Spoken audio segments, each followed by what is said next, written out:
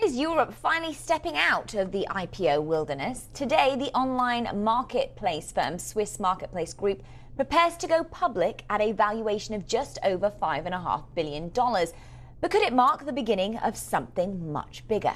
Several European companies, from fintech to defense and software to energy, have either announced or are rumored to be eyeing an IPO in the coming months. Whispers about a potential IPO revival have turned into real dialogue around Europe's major exchanges. But that buoyancy in Europe still lags well behind what we see in Wall Street. So far this year, North American public offerings have raised nearly $18 billion across 153 deals. That is compared to just $5.5 billion raised across 57 listings in Europe. So what is holding Europe back?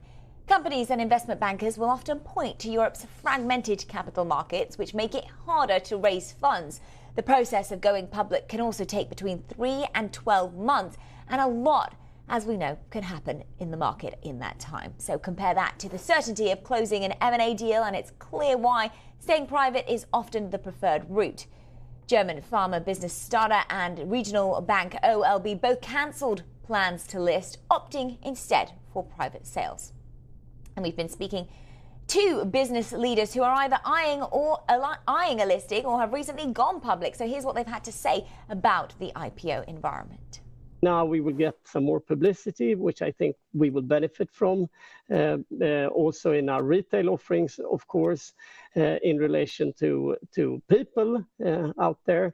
But also it clearly also gives us more clear access to the capital markets. As I think that's probably very good. It's really about just bringing in more funds for international expansion. Yeah. And also to pay down debt to get the leverage levels and the balance sheet to a position where we think public investors will be comfortable kind of long-term supporting the company. We have a very disruptive environment.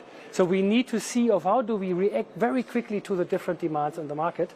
And that's why it's significantly better to have focused companies dealing with their respective challenges.